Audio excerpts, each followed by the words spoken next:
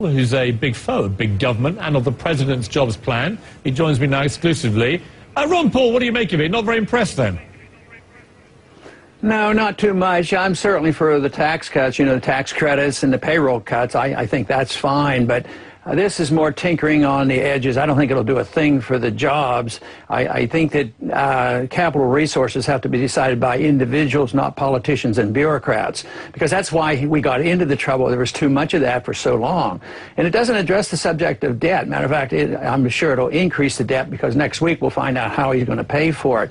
But there's a huge debt burden. An individual can't get out from under debt unless he does something. He has to work harder. He has to liquidate debt. He has to pay off the debt, or he has to declare bankruptcy.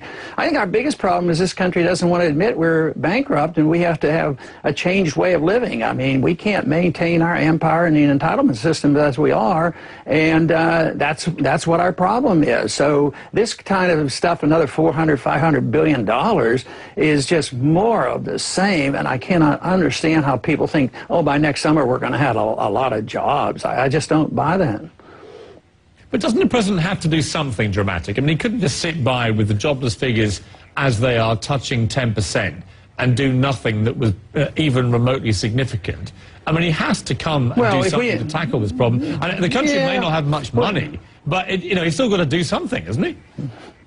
Yeah, well, I think you state the problem we have. I think that most everybody would agree. You're absolutely right. We have to do something. But, 1921, the depression that came after the inflation for World War I, we did nothing, and it was over in a year. But in the depression, well, we had to do something. Then the attitude was changed, and we accepted Keynesian economics. Everybody had to do something.